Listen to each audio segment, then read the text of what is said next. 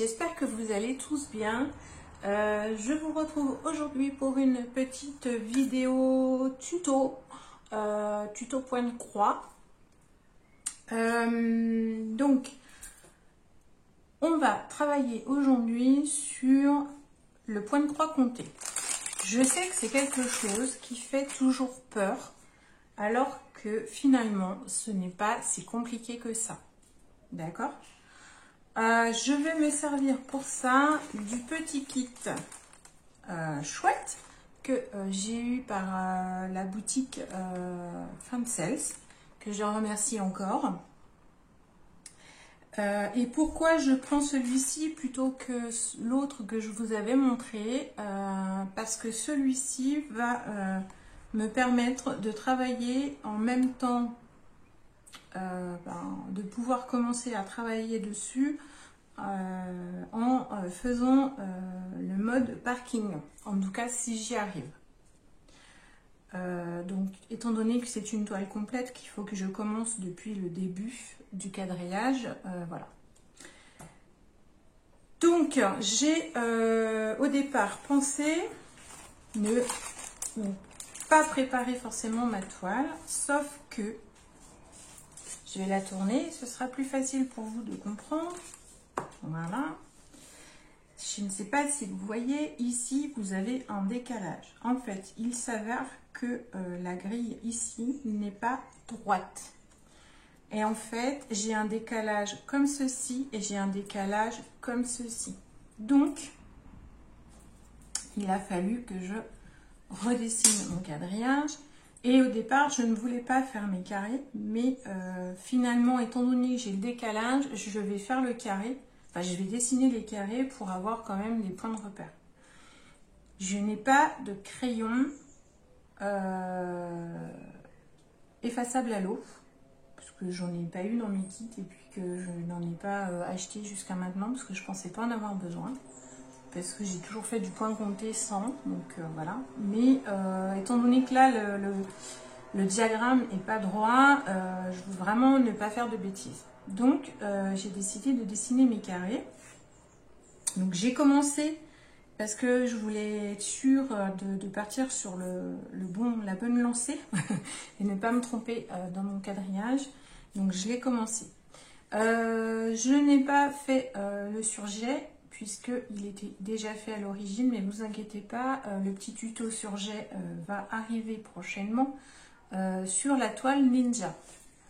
Voilà, que vous avez vu par le biais de la présentation du même partenaire Fansels.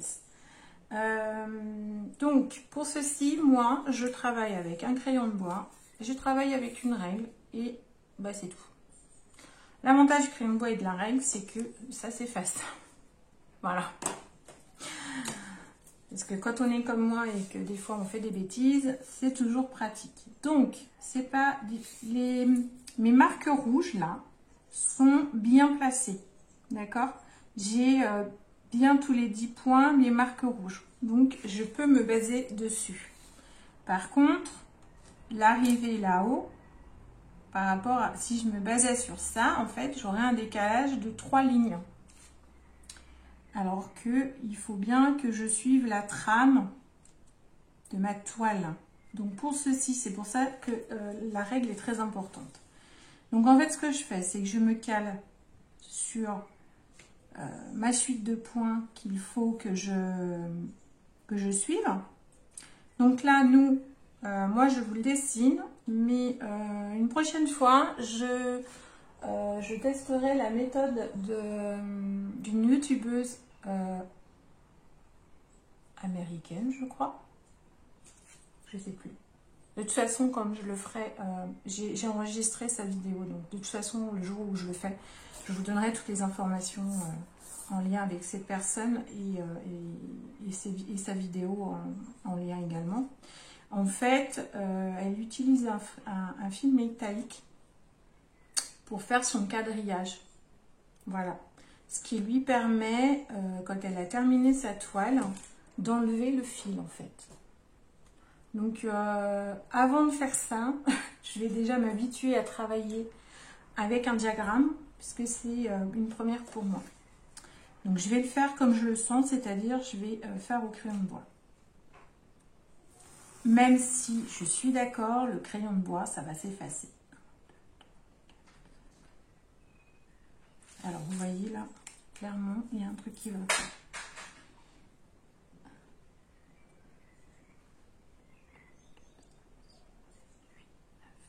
10, 1, 2, 3, 4, 5, 6, 7, 8, 9. Ah bah oui, vous voyez, je vous dis que je peux me baser sur mes traits rouges. Et ben non, comme par hasard. Ça a été nickel jusque là. Et je fais la vidéo, ce n'est plus nickel. Au moins, vous voyez que je peux utiliser ma gomme sur ma toile, que ça ne l'abîme pas.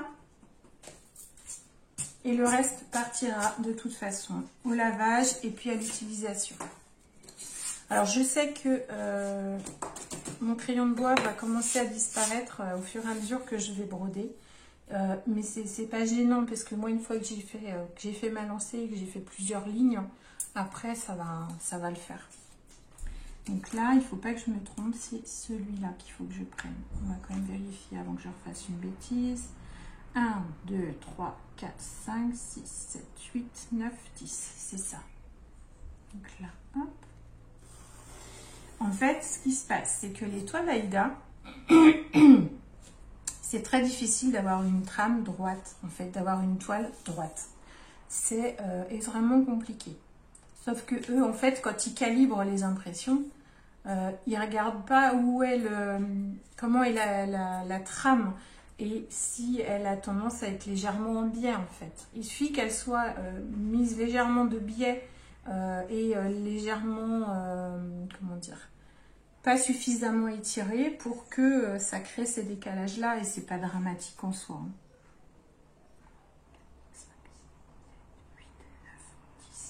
Donc, il faut savoir que nos carrés, ils font 10 par 10. Pas 10 cm par 10 cm, mais bien 10 points par 10 points. D'accord? Donc là, on est sur une toile en 14 count. Count, c'est la mesure que l'on utilise, qui est une mesure anglaise, qui est une mesure que l'on utilise en point de croix. 4, 5, 6, 7, 8, 9, 10. Excusez-moi, parce que je ne peux pas faire deux choses en même temps, hein, vous le savez, je vous l'ai déjà dit. Je suis comme les garçons. Il faut que je fasse une chose à la fois, pas deux. Voilà. Et du coup, ça veut dire 14 count, ça veut dire qu'il y a 14 points par inch. Inch, non, alors je vous dis une bêtise. Count, c'est point. Vous voyez, je vous dis des bêtises. Count, ça veut dire point en anglais. Donc, il y a 14 count, 14 points par inch. Inch, un inch, c'est une mesure anglaise et c'est environ 2,54 cm, je crois. Donc, si on veut mettre ça en français, il faut qu'on ait 14 points tous les 2,54 cm. D'accord? Et là, on sera sur un 14 CT. Un 11 CT, c'est 11 points par inch. Voilà. Donc, et plus on va grand dans les chiffres, et plus notre trame est fine et les points sont rapprochés. Puisque du coup, il faut qu'on ait plus de points par inch. La mesure inch ne bouge pas, on est toujours à 2,54. 3, 4, 5, 6, 7, 8, 9, 10. Et c'est pour ça qu'une toile, qu'une image que l'on fait en 11 CT va être plus grande si on prend une image que on la reproduit à l'identique sur un diagramme. Le diagramme, pour avoir le même rendu esthétique, en 11 inch sera plus grand que si on prend du 14 inch. Enfin, du 14 CT. Je vous dis inch, non, c'est CT. Donc, 11 CT, c'est pas le plus petit. Hein. Il y a 9 et il y a 6, je crois. 6, ça doit être la taille de canevas.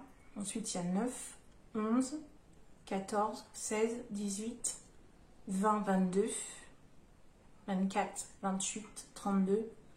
Je crois que c'est ça. Et du coup,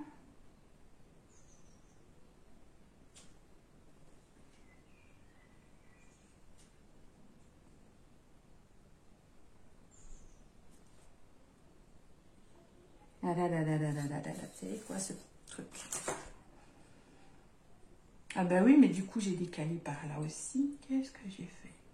Ah, donc ça c'est pas bon. Alors attendez. Ça c'est pas bon. Vous voyez comme on peut vite se tromper. C'est pour ça que j'ai voulu commencer hors caméra, mais ça n'a pas suffi. Donc j'en étais où? Donc en fait, plus vous voyez que les CT sont grands, et plus votre image peut être petite pour avoir un rendu détaillé. Si par exemple vous êtes sur une 18 CT, vous avez un magnifique portrait de geisha par exemple. En 18 CT, vous pouvez avoir un portrait qui fait 20 par 20 et qui aura énormément de détails et qui sera très beau. Par contre, il vous le faudra en 50 par 50 en 11 CT. Voilà. Pour avoir la même qualité de définition, enfin la même qualité de... Comment dire, le même rendu détaillé.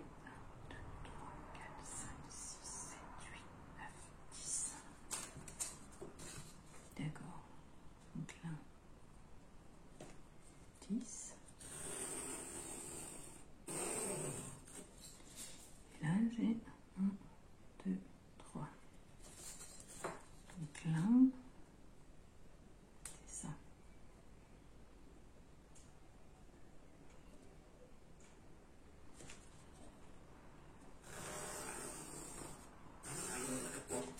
Voilà.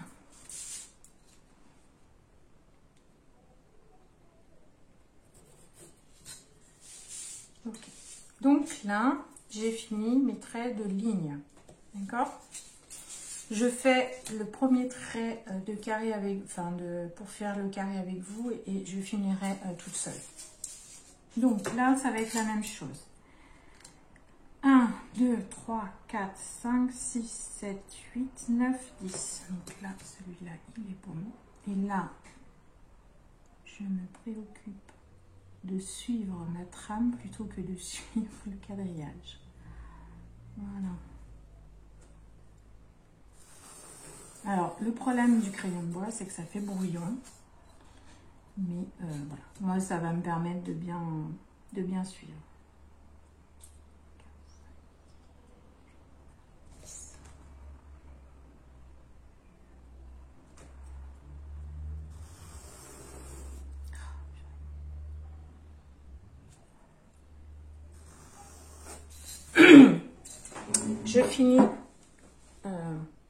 Je finis le quadrillage et je reviens tout de suite. Ok, donc voilà, j'ai terminé mon quadrillage. Alors comme vous pouvez le voir, alors attendez, hop, je vais enlever tout ça.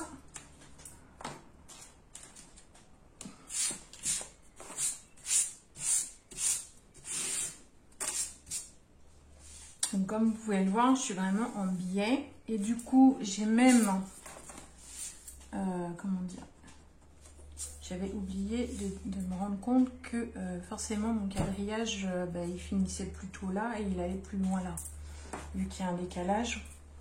Mais bon, ça c'est moi et mes deux neurones, hein. Qu'est-ce que vous voulez que je vous dise? Donc là j'ai fait mon quadrillage, ok? Donc je vais pouvoir passer à la suite. Et la suite c'est quoi? Alors la suite c'est de mettre ma toile sur un support. Alors, soit on travaille sur un support, soit on travaille sans support. Moi, personnellement, je préfère travailler avec des supports. Je travaille actuellement sur ma toile de VAP Cross Stitch et je n'ai pas de support parce que... alors, j'avais commencé avec le carré à broder, sauf que il est trop petit pour ce support, pour cette toile-là. Et vu que je la travaille couleur par couleur, c'est pas évident du tout. Donc là, j'ai une toile qui est assez souple, donc je vais pas avoir besoin de la travailler avant pour l'assouplir. J'ai deux solutions. Je vous ai dit que j'avais passé une petite commande chez Cultura. Je sais, je suis en no-buy. Je le sais les filles. Mais je l'ai passé avant. Voilà. C'est juste que je l'ai reçu après, mais je l'ai passé le jour où j'ai... voilà, le soir, à partir du lendemain, j'étais en no-buy. Je vais y arriver. Donc, non, c'est bon. Alors, j'ai acheté plusieurs petites choses. J'ai trouvé ceci, qui est un tambour, mais qui est un très grand tambour. C'est un 25 de diamètre. Alors, il y a plus grand, hein, mais 25, c'est déjà, vous voyez, hein, ça fait déjà un beau tambour. Voilà.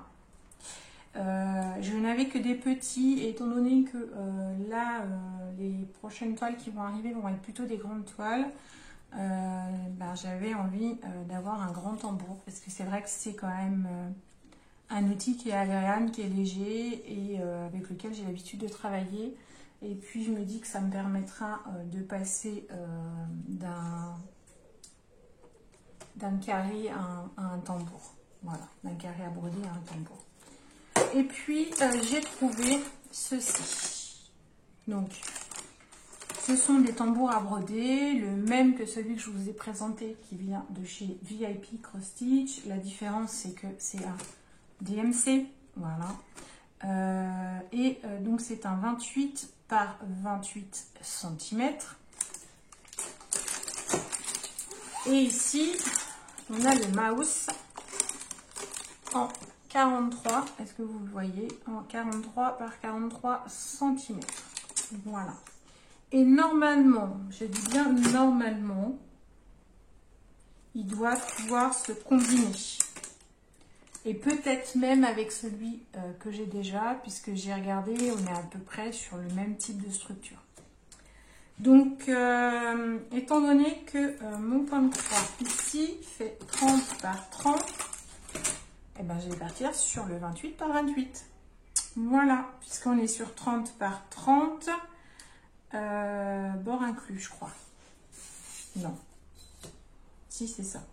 Donc, du coup, ça va rentrer nickel dans mon tambour. Je ne vais même pas avoir besoin de bouger mon tambour pour pouvoir faire ma toile. Donc, voilà.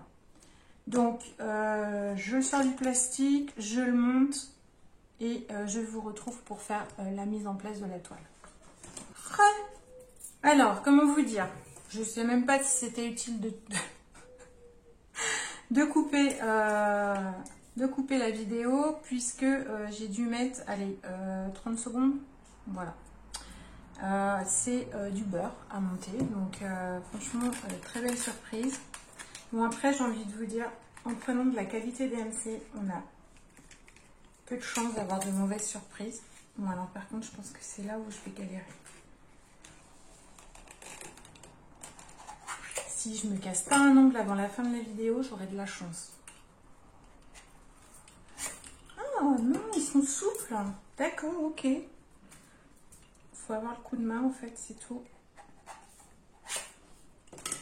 Tac. Alors, je sais pas si vous avez vu, comme mon point de croix rentre pile poil dedans.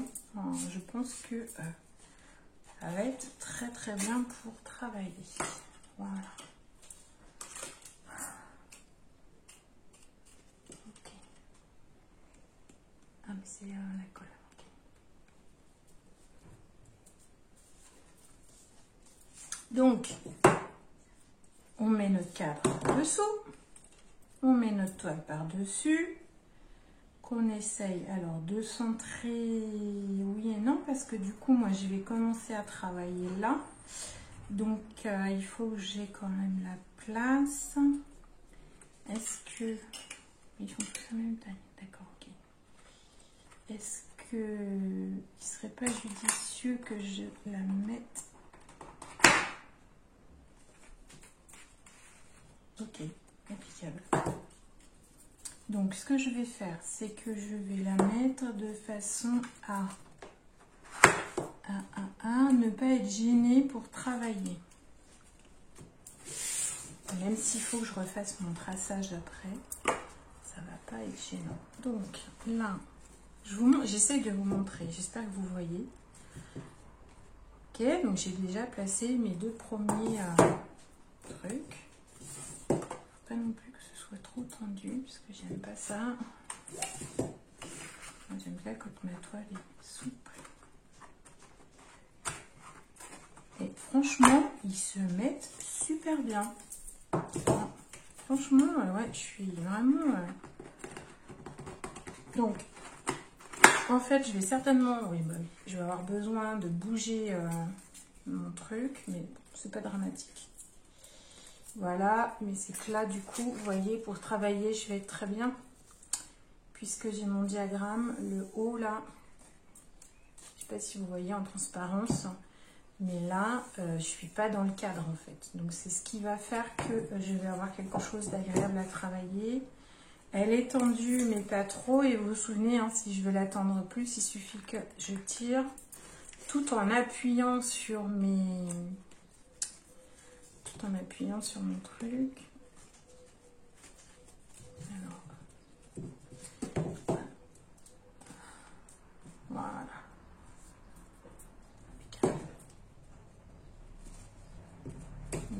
En fait, voilà. Il faudrait que je la mette un peu plus là.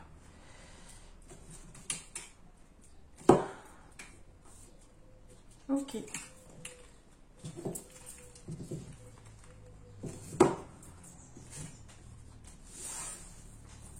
En fait, je vais pas avoir besoin de beaucoup décaler, hein, parce que là, je vais pouvoir travailler. Alors, là, c'est bon, je suis installée, pas de souci. Par contre, j'espère que ça va pas s'en aller. Il aurait peut-être fallu que... Ouais, c'est pas dramatique. Au pire, je le remettrai... Non, ça a l'air d'aller. Enfin, sincèrement, le tambour, alors là, pour le coup, je le trouve hyper léger par rapport à l'autre. Voilà. Je le trouve vraiment super léger. Donc, voilà pour la toile. Notre toile est prête. Voilà, clairement, notre toile est prête. Alors, vous allez me dire, bah oui, mais tu n'as plus ton diagramme. C'est pas grave, mon diagramme, je l'ai là. Hein. N'oubliez pas, j'ai ma légende ici.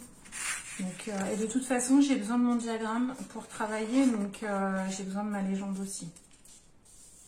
Hein. Donc là, elle est bien pliée. Vous allez voir que quand je travaille, je les plie dans tous les sens. Donc elle sera plus très bien pliée après, mais c'est pas dramatique. Bien. Donc voilà. C'est pas gênant si j'ai pas la légende ici. Enfin, en tout cas, moi, ça me gêne pas. Donc, ça, ma toile est prête. Hop, parce qu'à chaque fois, je repars dans des discussions là.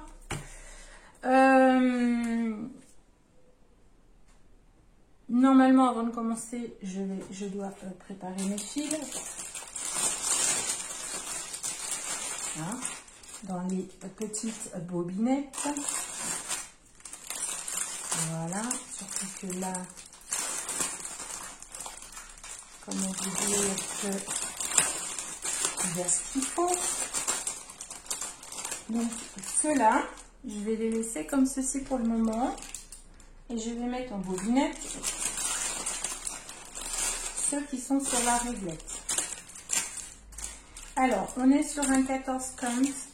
Je vous cache pas que j'ai pas mal réfléchi à savoir si j'allais sur un 2 ou sur un fil.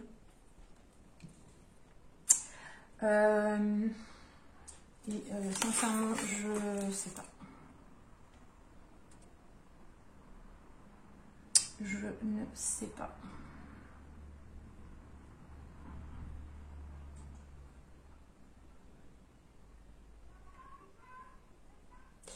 Parce que là, en plus, j'ai pas du tout de backstitch. Donc, j'ai peur que si je le mets sur un seul fil, on aura un rendu trop... Bien sûr, c'est que, mais bah oui, je tourne, faut que tu viennes, n'est-ce pas? Voilà, faut que tu montres le bout de ton museau. Donc du coup, je pense que le mieux, c'est que je fasse en 2 fils, comme ça je vous expliquerai comment on travaille sur 2 fils. Donc pour préparer les bobinettes, ça va être d'autant plus simple. Alors, je vais vous montrer.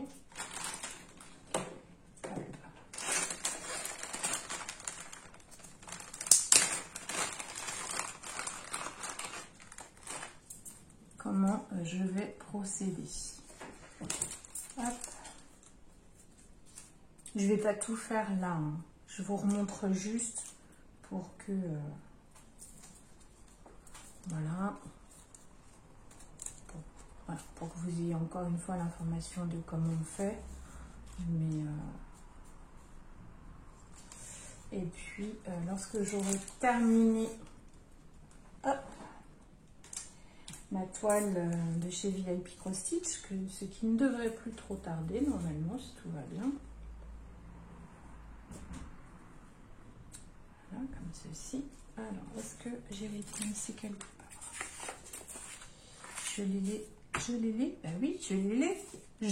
ai ici, DMC, donc je vais pouvoir les marquer sur mes bobinettes. Donc ça c'est bien. Donc,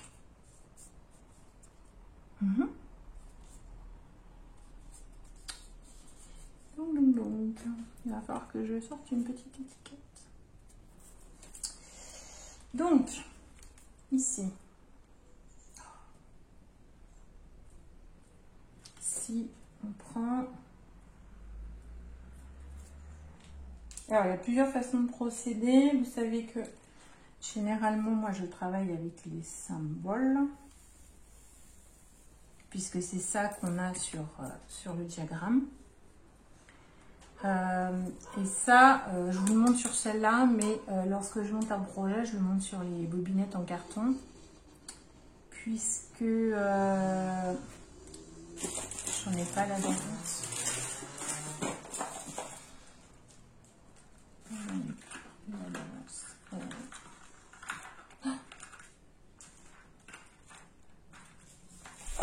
J'en ai donné une boîte. Je vais sortir la boîte. Parce que celle-ci, je compte les utiliser pour remettre dans mon stock définitif.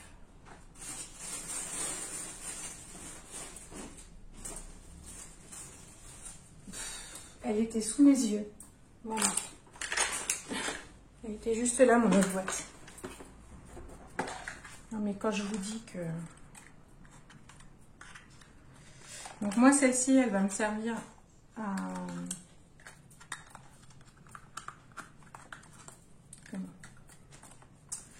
Elle va me servir pour stocker. Donc voilà. Donc là, sur la bobinette en carton, je marque la référence. Alors, je marque la référence et je mets le symbole. Et là, par exemple, on a une croix rouge, une croix violette, une croix bleue. Donc, je vais avoir une croix comme ça avec un R, une croix comme ça avec un V et une croix comme ça avec... Alors, c'est V et T pour violet. Et une croix avec un B pour bleu. Voilà. Donc j'analyse toujours mon diagramme et quand j'ai des symboles identiques, je rajoute la première lettre de la couleur. Et quand j'ai plusieurs fois la première lettre, bah après j'ai des techniques comment dire, d'identification différentes. Et le fait d'avoir le code DMC me permet de contrôler, de faire un deuxième contrôle. Donc ici, on travaille sur, je vais faire un 2 fils. Donc, je ne vais pas avoir besoin de couper en deux mon fil. Et je vais pouvoir juste séparer fil par fil.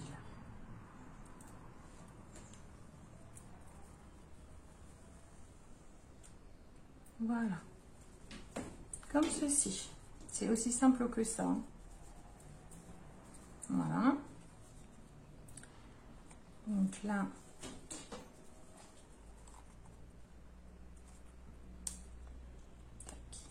je vais déjà écrire.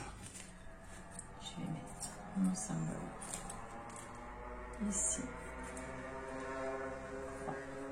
Rouge. 155. Voilà.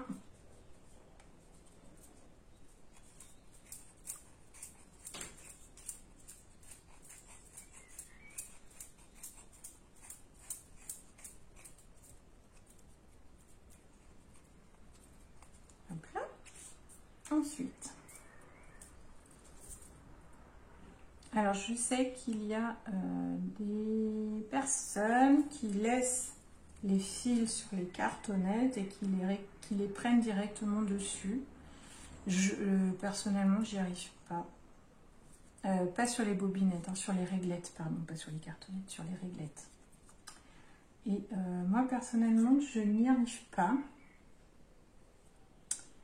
J'ai essayé à plusieurs reprises de prendre les fils comme elles font et je n'y arrive pas. Donc, j'ai envie de dire, je vais pas m'embêter. Je ne vais pas m'embêter. Oh, décidément. Il y a des jours comme ça. C'est, comment dire, je fais comme j'ai l'habitude de faire. Alors, il y a des choses que je vais essayer de changer, là, comme l'histoire du parking. J'aimerais bien essayer, parce que franchement, je trouve ça intéressant. Surtout lorsqu'on est sur du point de croix compté. Après, sur l'estampé, je trouve que c'est différent. Là, par exemple, au départ, je pensais faire ça, travailler par motif. Et en fait, je me suis fait rattraper par mes... C'est pas des tocs, mais... c'est un fonctionnement de mon cerveau qui fait que j'ai le même problème en diamant painting. Lorsque je suis sur une toile en colle coulé, très souvent, je lutte pour ne pas faire couleur par couleur. Voilà. Mais en même temps, c'est pas un drame. Là, par exemple, celle que je suis en train de travailler en ce moment, comme toile, les deux que je suis en train de faire, parce que j'en fais 3, même 4. Oh, 4. J'ai 4 toiles en cours. Oh là là, mon Dieu, quelle horreur.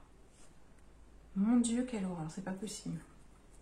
Donc, je suis en train de terminer. Normalement, je devrais pouvoir terminer dans le week-end, j'espère.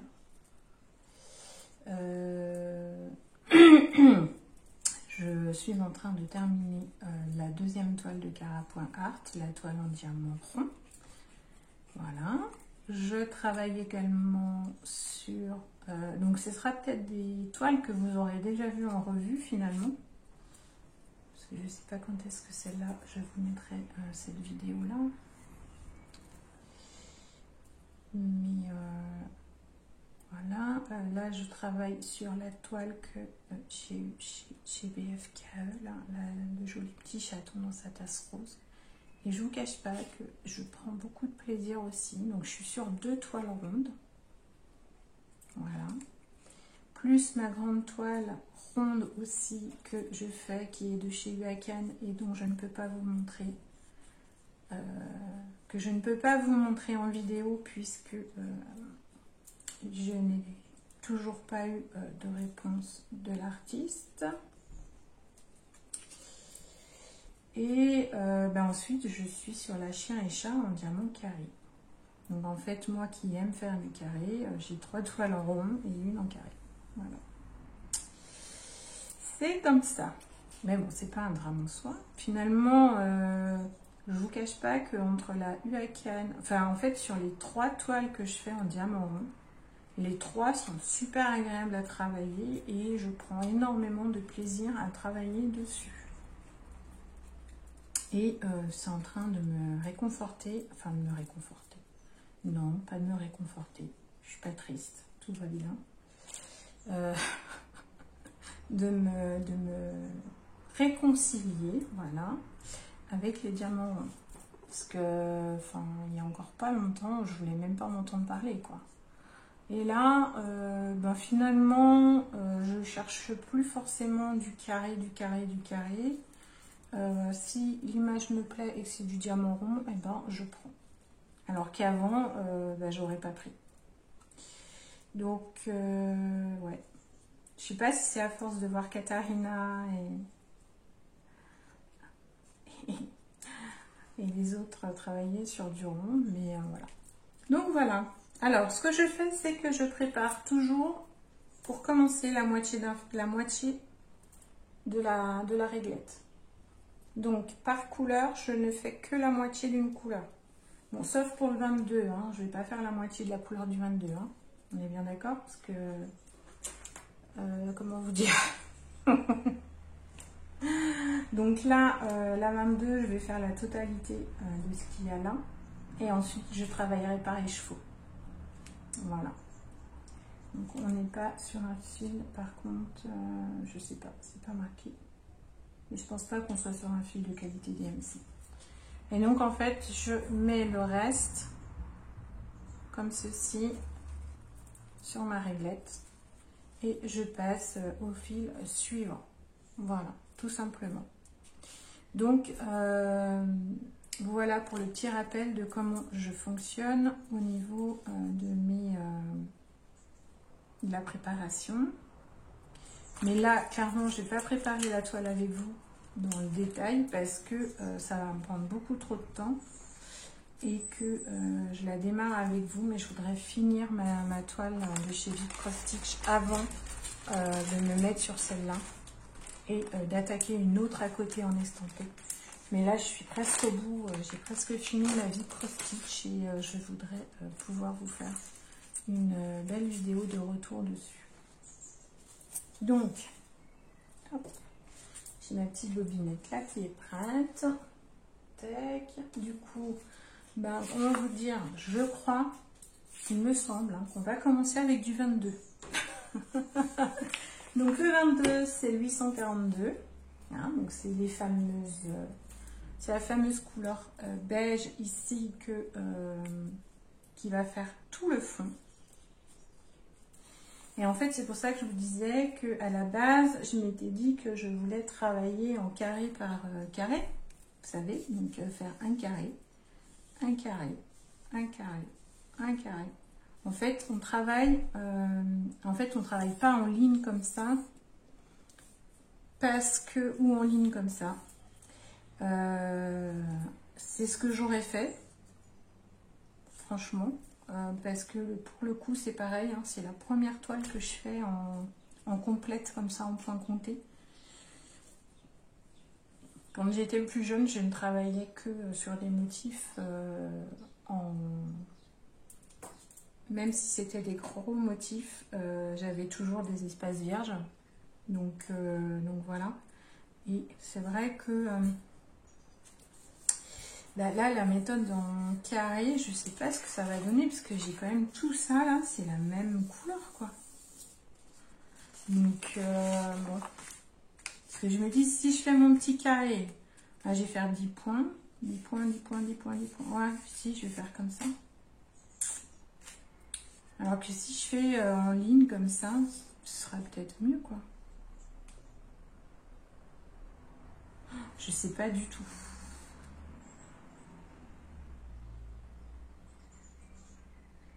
Si je fais en ligne, est-ce que ça va pas être casse-pied aussi? On va avoir les démarcations en ligne par ligne. Puis une fois que je vais arriver là, ça va être galère. Alors que si je fais comme ça, donc du coup je fais ça, ça, ça, ça, ça.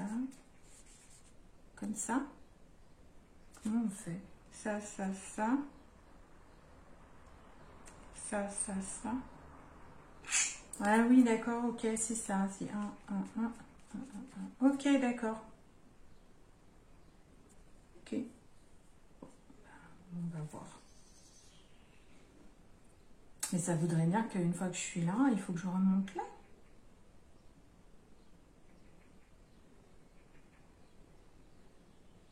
Ça me fait une sacrée perte de fil. C'est idiot, je trouve.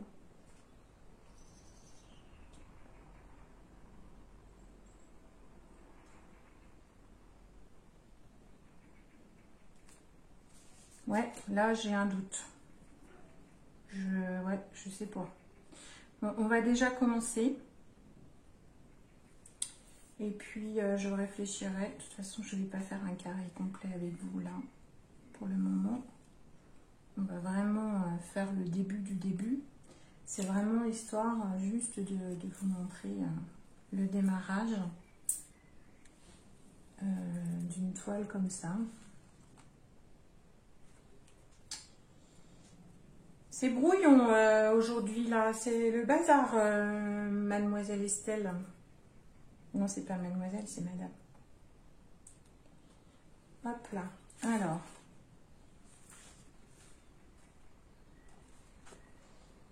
Là, donc là, comme j'ai entamé un fil, je range sur ma réglette mes 2 fils auxquels j'ai pas touché et je mets mon fil que j'ai entamé à côté séparément. Voilà. Et je sais que c'est ce fil-là que j'ai commencé à prendre. Oui, c'est mes petits trucs à moi, faut pas chercher. Mais en même temps, je travaille jamais sur les réglettes d'habitude. Mais voilà. Si, sur des tout petits projets, parce que ça sert à rien de travailler sur... Voilà. Ou bah, comme je n'ai pas de bobinette, bien sûr. Hop, je range ça tout de suite, comme ça j'aurai de la place pour travailler tranquillement. Hop là. Je mets ma petite bobinette avec.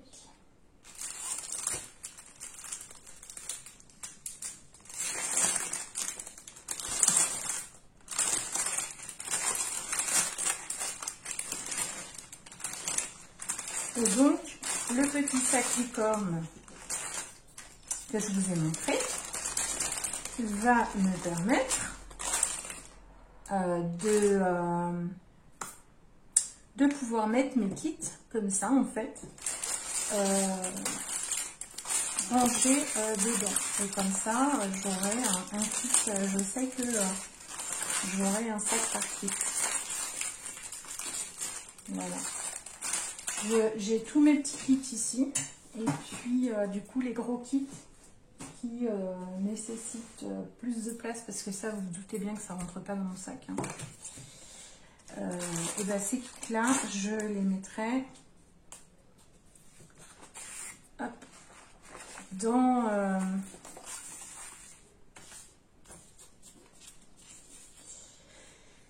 des sacs à part. Oui, excusez-moi, c'est la chaleur, ça me fait toujours ça. Donc, on a dit qu'on travaillait en 2 fils. Il faut que je me fasse violence pour travailler avec 2 fils, je vous le dis. Hein. Parce que j'aime pas ça. Mais voilà. Il faut expliquer les choses correctement. Elles sont grosses, les aiguilles. Elles sont super grosses. Je vous trouve. Ah ouais, non, j'aime pas. Je n'aime pas du tout. Alors, attendez. Hop.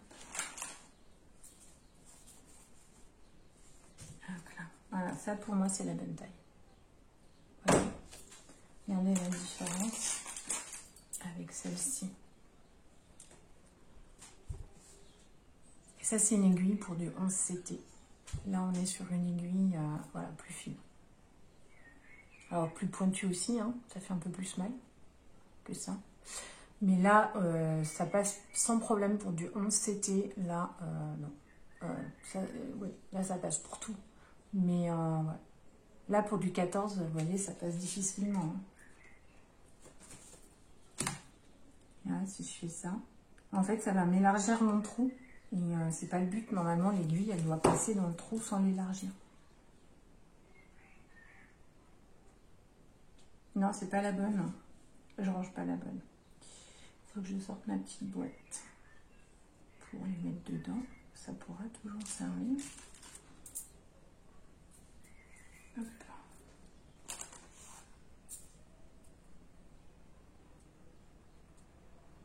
Après, on a tous nos habitudes, on a tous nos façons de faire, on est tous différents.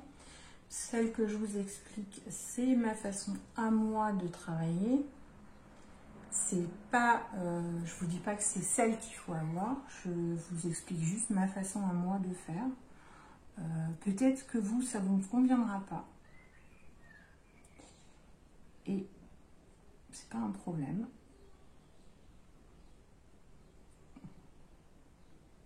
Et puis j'ai envie de dire, on travaille tous différemment. Moi j'ai vu des vidéos de youtubeuse qui travaille ouais, d'une façon qui me surprend énormément.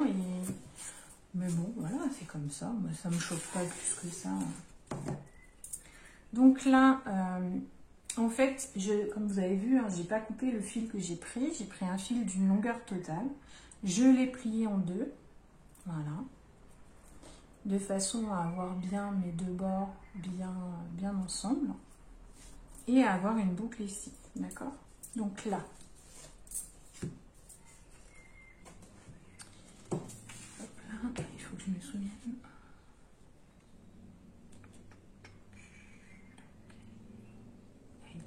Il va être là mon premier point. Donc là, on est d'accord qu'on commence pile dans l'angle et qu'on a cette couleur-là sur tout le carré. Donc on n'a pas trop de questions à se poser. Alors du coup, il faut que je regarde. Parce que c'est une méthode que j'ai utilisée il y a longtemps mais que je n'utilise plus. Ah oui, si, c'est ça. Hop là, ça y est. Donc, je vais essayer de vous montrer comme ça. Donc en fait, là, j'ai mon carré ici, d'accord? Là, je vais piquer ici, donc en haut à droite. Et je vais ressortir dans la diagonale, donc en bas à gauche, d'accord? Donc là, j'ai mon premier point, d'accord? Ça, c'est le point, que je dise pas de bêtises. Oui, ici.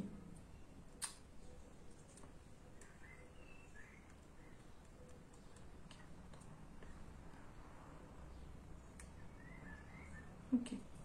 Là, c'est mon point 0. Ok? Là où j'ai l'aiguille, c'est mon point 0. Donc là, moi, ce que je vais faire, c'est que je vais décaler de 1 et je vais commencer sur mon point 1 ici. D'accord? Donc là, on est en haut à droite, on est d'accord? Alors, je le fais à l'envers. Hein. Alors, je ne vous promets pas que je vais y arriver du premier coup, parce que ça fait très longtemps que je n'ai pas fait ces techniques-là. Ensuite, on va ressortir dans la diagonale. Donc, on va ressortir un point en dessous du point 0, en bas, à gauche. Non, à droite. Oh là là. Je suis comme ceci. Je rentre. Je ne tire pas complètement. Vous avez vu, j'ai ma boucle qui ressort. Je rentre mon aiguille dans ma boucle et je vais tirer comme ceci. D'accord? Et une fois que j'ai mon nœud qui s'est serré et que je n'ai plus de fil derrière, je vais re-rentrer dans mon point en haut à gauche. C'est ça, c'est en haut à gauche. Donc je vais rentrer dans mon point en haut. D'accord? Dans le premier point en fait, dans lequel j'ai sorti mon fil. Voilà. Et là, j'ai fait mon premier demi-point. Et vu que j'ai tout mon carré qui est dans cette couleur-là, je ne vais pas former ma croix. D'accord? Donc, je vais aller dans mon point en bas. Voilà. Pas évident hein, de faire ça à l'envers. Hein. C'est ici, comme ceci. Alors moi, j'ai mon doigt toujours derrière. Ça, c'est un truc qui contrôle mes fils, en fait. Et je vais faire ma ligne comme ceci. Donc là, je ne vais pas faire carré par carré. Je vais faire ligne par ligne. Je vais vous montrer. Je vais faire une ligne et puis je vais commencer l'autre du bas et vous allez voir, vous allez comprendre. Donc par contre, il faut que je pense à pas trop tirer mes fils parce que alors moi j'ai tendance à tirer fort. Et c'est pour ça que mes 14 camps, ils sont pas très beaux quand je les fais en deux fils. Enfin en deux brins, pardon. Parce que du coup, je tire trop sur mes fils et ça me fait des points pas très jolis, je trouve. Et ça, c'est mon esprit critique. Alors. Oh, purée. Je suis pas... Voilà. Non, c'est pas le bon. Voilà. C'est déjà pas évident pour moi en général. Alors là... Voilà. Quand je commence une toile, quelle qu'elle soit, il me faut du temps pour m'adapter à l'idée, en fait, à la toile. Je vous cache pas que on est sur une belle toile avec des points qui sont bien marqués. J'ai pas de points soudés. Enfin voilà, franchement, je trouve que on est sur une très belle Aïda. Elle est assez souple, elle est pas trop rigide. Donc ouais, là pour le coup, c'est une belle surprise. Donc j'espère que vous voyez bien. Est-ce que j'essaye de vous zoomer un petit peu? Alors attendez, je vais essayer de zoomer un petit peu pour que vous voyez un petit peu mieux. Alors.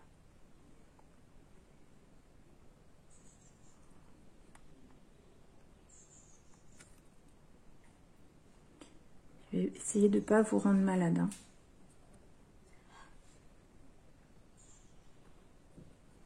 Voilà, là vous êtes zoomé. En plus, je suis sur un fil hyper blanc, n'est-ce pas? Hyper clair. Donc, voilà.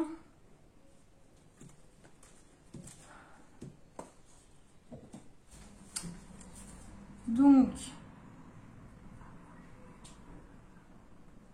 on descend, on sort en bas, on remonte, on redescend en haut.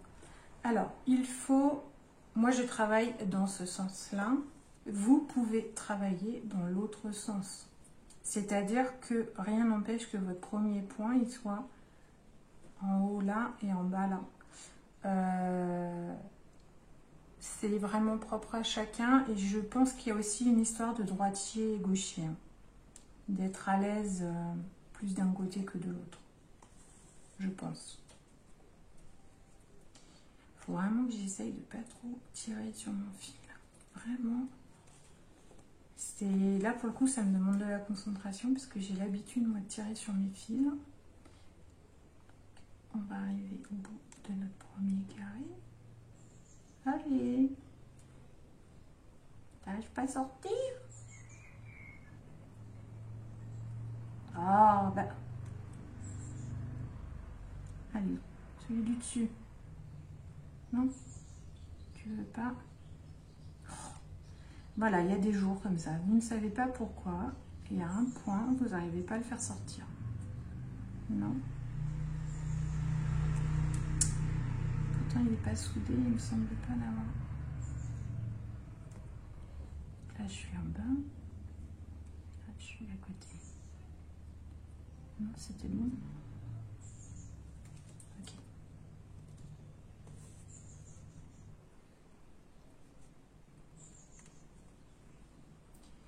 Alors ensuite, plus ou moins vous tirez, plus ou moins vous aurez besoin de fil. Hein.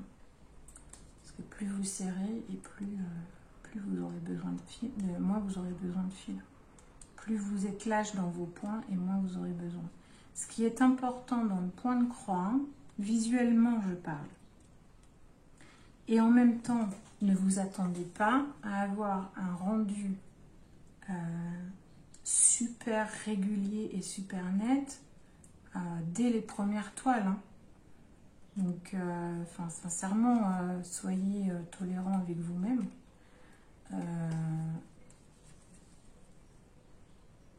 Je crois que j'ai jamais réussi encore à... Voilà. En plus, là, j'ai arrêté pendant longtemps, mais même quand j'en faisais énormément, j'avais jamais un rendu vraiment régulier comme on peut voir les professionnels le faire, quoi. Alors, hop. C'est pour ça que je voulais vraiment avoir ces cadres à broder.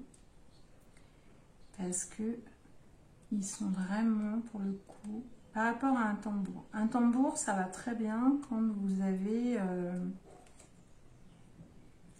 pour moi je trouve, C'est personnel, là, ce que je vous dis. Comme de toute façon, tout ce que je vous dis. Ce ne sont que des avis personnels que je vous donne. C'est pas un avis général et c'est pas... voilà. Pour moi, un tambour, c'est quelque chose qui est très facile à utiliser lorsque l'on est sur des motifs qui ne sont pas des motifs complets. D'accord? Quand je dis complet, j'entends... j'espère que vous ne voyez pas ma tête. J'ai trouvé un système de retour caméra. Bon, c'est une version gratuite que je teste. Pour le moment, je suis limitée en fait en nombre de mégaoctets, je crois, d'utilisation. C'est pas le problème de ça, c'est que je me demande si c'est pas ça qui fait chauffer mon téléphone quand je filme. Parce que du coup, le téléphone il travaille beaucoup plus en termes de charge en fait par rapport au fait que quand on filme quoi. Et à chaque fois que le téléphone a chauffé, j'avais le retour caméra. Donc je pense que... alors là j'ai un défaut sur mon film. Bon. Je vais, au pire je le passerai, je le referai.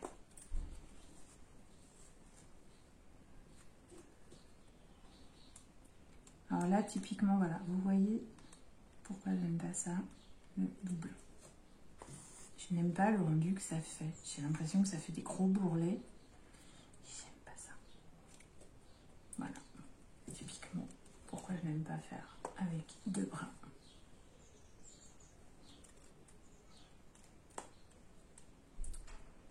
Parce qu'en un brin, vous n'avez pas ce problème-là. Parce que même si vous avez des petits bourrelets, vos petits bourrelets, ils sont beaucoup plus réguliers que là. Là, vous voyez, j'ai l'impression que c'est pas régulier, quoi.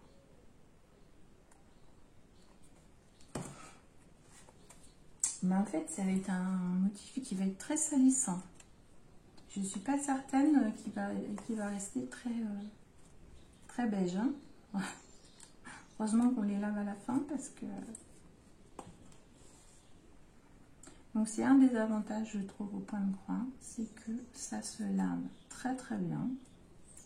Alors, en prenant des précautions, bien sûr, mais ce que je veux dire, c'est que vous pouvez y mettre sur un coussin, vous pouvez le mettre sur un sac, une serviette, enfin voilà, vous pouvez vraiment faire à l'imagination tout ce que vous voulez. Par exemple, ma maman, elle a fait une couette de bébé en patchwork avec au centre un dessin en point de croix. Et l'avantage, c'est que voilà quoi, ça passe à la machine, donc c'est quand même super agréable quoi. Donc là, j'ai fait ma première ligne de mon premier carré, d'accord? Et du coup, je vais attaquer ma deuxième ligne, donc je descends d'un cran pour attaquer en bas, comme ceci. Voilà. En fait, je fais des allers-retours.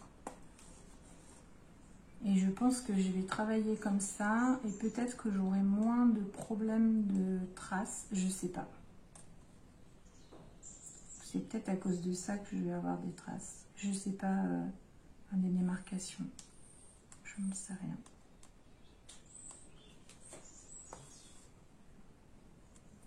Moi, ce qui m'inquiète là, c'est pas trop les traces, c'est plus le fait que j'ai mon fil qui fait du bourrelet et je suis pas sûre que ce soit très esthétique. Voilà. Mais bon,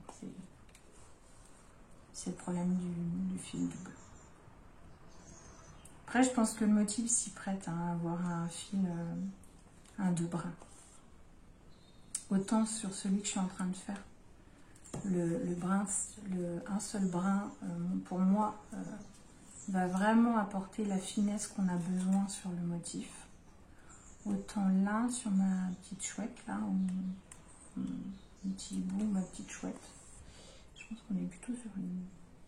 j'en sais rien.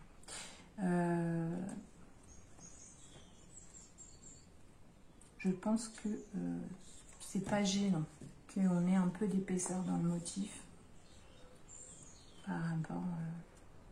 Je pense que voilà, le 1 brin ou le 2 brins, ça dépend vraiment du dessin, de l'image que l'on a et de l'esthétisme que l'on souhaite. Mais normalement, alors vous voyez, j'en ai rediscuté avec ma belle-mère, elle m'a bien confirmé que on faisait du 14 CT en 2 brins. Et en fait, c'est le 18 qu'on faisait soit en 1, soit en 2. Mais bon, elle m'a dit que c'était pas gênant qu'on fasse en 1 ou en 2. Elle dit on fait bien comme on veut en fait. C'est ça aussi, hein, j'ai envie de dire, le loisir créatif. Et c'est ça qui est apaisant et qui est reposant. C'est que on teste d'une façon, on teste d'une autre façon et après on adapte en fonction de ce qu'on préfère. Voilà. Je sais que le 18, je l'ai fait et toujours fait en un seul brin. Le 14, j'ai un doute. Clairement, j'ai un doute. Le 11, pour moi, j'en ai jamais fait. Il me semble, enfin, j'ai pas le souvenir d'en avoir fait. Mais bon, comme vous le savez, j'ai perdu une très grande partie de ma mémoire. Donc, il y a des choses que, malheureusement, je ne me souviens pas. Donc, est-ce que ça faisait partie de ça? Je ne sais pas. Mais quoi qu'il en soit, voilà, j'ai pas ce souvenir-là. Alors, je vais vous expliquer la méthode du parking rapidement, même si là, le motif s'y prête pas. Disons que là, j'ai terminé mon carré et que je n'ai plus cette couleur-là de fil à faire dans mon carré. Donc, j'ai fini ma couleur. D'accord? Je n'en ai plus dans le carré. J'ai fait mon petit retour de croix et je regarde mon diagramme et sur mon diagramme, je vois que mon prochain point de cette couleur-là va être... Je vais vous montrer parce que du coup, vu que je suis enjumée. Alors, imaginons que le prochain point, il va être ici. D'accord? D'ailleurs, je suis en train de me rendre compte que le quadrillage, il est fait en très clair. Et du coup, il faut avoir des bons yeux pour compter. Hein. Je vais m'amuser. Hein. Enfin bref. Et ben, au lieu d'arrêter mon fil, de le couper et de le reprendre quand je serai sur le carré ici, en fait, je vais mettre mon fil en attente. Alors, imaginons que le prochain point avec ce fil-là, il est là. Donc là, j'ai mon point. On est d'accord que là, c'est mon point 0. La ligne là.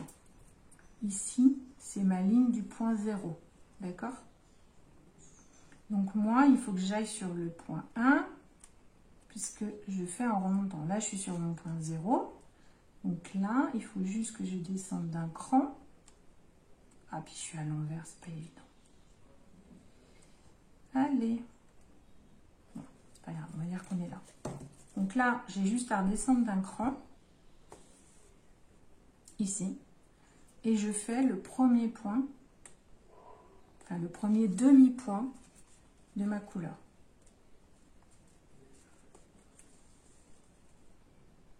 Ok. Et je le ressors en bas, ici, comme pour fermer ma croix. D'accord? Et ensuite, alors, soit vous utilisez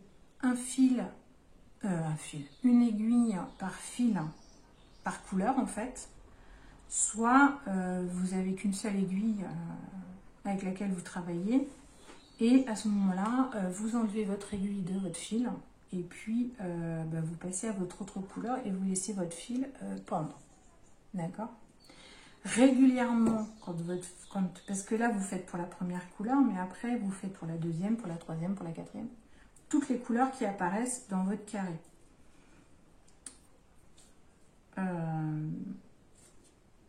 Bon, après, je vous expliquerai plus en détail quand je serai plus loin et ce sera plus facile que j'aurai plusieurs couleurs comme là, par exemple. Parce que vous voyez, hein, j'ai quand même pas mal de confettis hein, là-dedans. Donc, vous voyez, quand je suis sur des carrés comme ça, là, je vais pouvoir plus facilement vous expliquer. Je ne sais pas si vous voyez, en fait. Vous voyez, si je vais sur des carrés comme celui-là, là, ça va être beaucoup plus facile pour moi de vous expliquer comment on fait le parking, puisque j'ai plein de couleurs différentes. Et qui vont se retrouver sur plein d'endroits différents. Donc ce sera beaucoup plus simple de vous montrer vraiment comment fonctionne le parking avec plusieurs couleurs. Mais c'était juste pour vous donner une idée du terme parking, de ce que ça voulait dire. Parking, ça veut dire qu'on met le fil en attente sur le point, sur la grille suivante en fait. Voilà. Donc moi je vais défaire puisque du coup, il faut que je finisse mon carré. Voilà. Donc là, ah oui, c'est pareil. Je voulais vous montrer une petite technique parce que je me suis retrouvée dans la situation l'autre jour et je me suis dit, je ne l'aurais pas expliqué. Alors, imaginons que je me sois trompée de sens et que j'ai fait mon point dans ce sens-là. D'accord? Et que je ne m'en sois pas rendu compte tout de suite. Et je m'en rends compte quand j'arrive sur mon retour. Et bien, c'est pas grave. Vous défaites pas. Vous sortez votre fil en bas, ou en haut d'ailleurs, c'est pareil, hein, ça marche pareil, hein, que ce soit en bas ou en haut. Et tout simplement, vous glissez votre aiguille, alors vous faites bien en sorte qu'elle soit bien contre la toile, comme ceci, sous votre fil, et vous la rentrez dans votre point. Comme ceci, et du coup, votre point, il est exactement comme il doit être. Voilà. C'est une petite technique que moi j'ai apprise.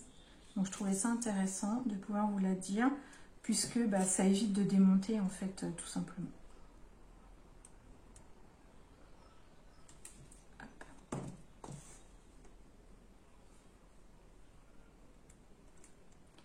Oui, je sais, ça irait plus vite si je défaisais mon aiguille.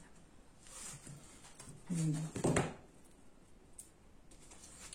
Je vais en profiter pour regarder. Ouais, ça va. Bon, après, j'ai l'excuse que je suis à l'envers. On se conforte comme on peut.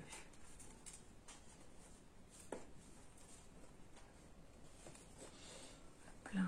Je sais pas si vous êtes dans le cadre là.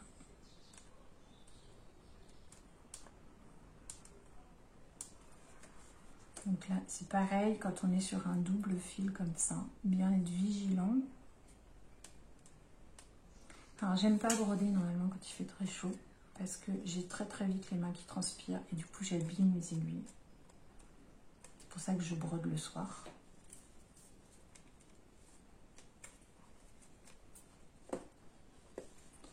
Et vu que j'ai les mains qui transpirent, je salis aussi très vite mes fils.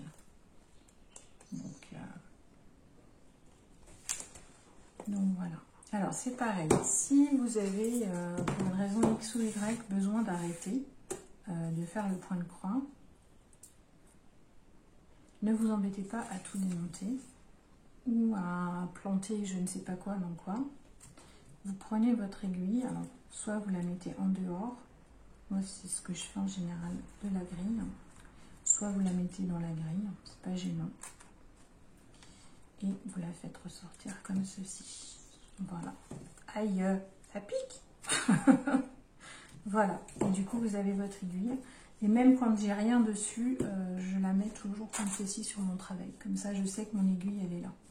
Et j'ai pas à la chercher partout. Voilà. Voilà. C'était pour vous montrer un petit peu, puis commencer avec vous sur ma toile. Même si je pense que je vais terminer mon point de croix avant, je vais vous dézoomer et je vais vous montrer mon avancée sur ma toile. Voilà. Donc avant de vous laisser, je vais vous montrer quand même l'avancée de ma toile actuelle, qui est la toile de chez VIP Cross Stitch. Je rangerai tout mon bazar après. Hop là. Alors, elle est toute enroulée, vous inquiétez pas, c'est normal, c'est ma façon de travailler sur ma toile. Donc en fait, j'ai pris des petites épingles, ce sont des épingles de couture. Donc voilà, c'est des petites pinces de couturière qu'elles utilisent en fait quand elles travaillent leur tissu. Du coup, j'utilise celle-ci pour enrouler ma toile. Voilà. Puisque comme je vous ai expliqué, je travaille non pas par... comment dire, je travaille pas par zone, je travaille par couleur. Voilà.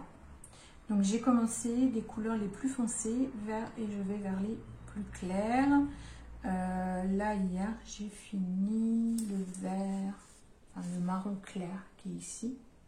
Voilà. Et donc normalement, si je ne me trompe pas, je dois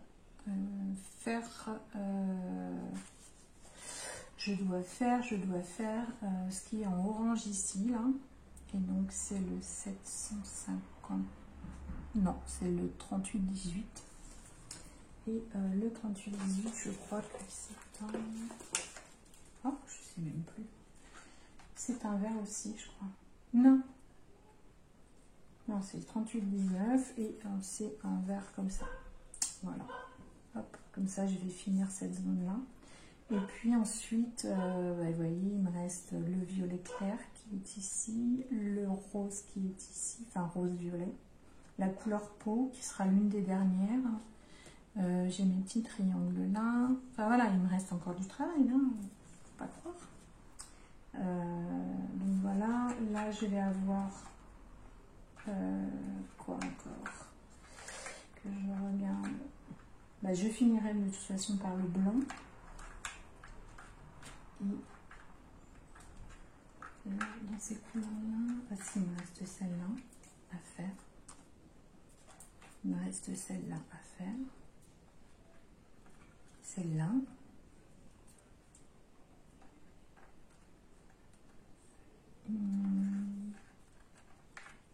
Celle-là. Donc là, hier, par exemple, j'ai fait celle-ci. Et puis, qu'est-ce qu'il me reste? Celle-ci, c'est fait. Il me reste celle-ci. Et voilà. Donc, voilà. J'en ai déjà fait quand même pas mal. Je l'ai fait la plus grosse. Bah, puis la blanc. Je vous dis, puis voilà. Mais il reste celle-là. Voilà. Donc, il me reste toutes ces couleurs-là.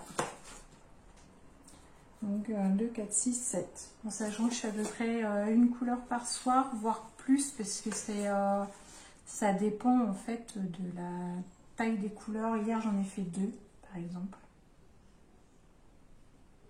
Voilà. Vous voyez par exemple là la couleur bleu marine, ça va être une couleur que je vais faire. Donc le bleu marine, je sais plus lequel c'est celui-là, c'est la 618. Donc 618. Tac tac. Non, c'est pas ça.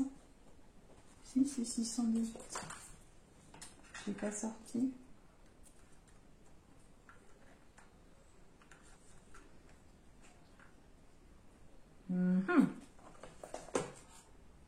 Non, c'est 648. 648, c'est ça. C'est celle-là. Donc, de toute façon, elle va faire partie des prochaines. C'est peut-être même celle-là que je vais faire ce soir. Là, les prochaines, ça va être celle-ci. Et puis, je terminerai comme ça. Voilà. Donc, sachant que là, on est sur une couleur plus terne. Là, j'ai des couleurs plus pétantes. Donc, bon, après, c'est pas gênant, hein, parce qu'en termes de... Les couleurs les plus qu'il faut faire vraiment en premier, c'est le noir, les bleus marines. C'est vraiment les couleurs très, très foncées. Après, les autres, voilà, c'est moins gênant. On a moins de tendance à avoir le fil qui déteint. Je trouve. C'est vrai que moi, je favorise le noir, le rouge, qui est une couleur qui déteint beaucoup. Le bleu foncé, Le jaune, ça va. Orange aussi. Le vert, c'est pas une couleur qui déteint forcément beaucoup.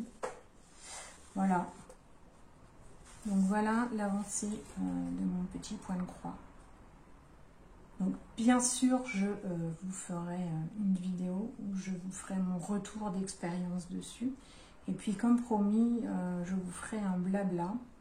Mais je pense que je vais faire une combinaison des deux. C'est-à-dire que je vais vous faire un blabla sur ma dernière couleur et puis ou mes deux dernières couleurs en fonction de ce qui reste à faire. Et je vous ferai la revue après. Voilà.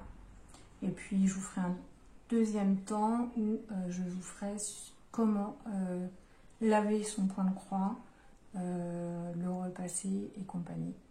Pour ensuite soit le mettre en cadre, soit le...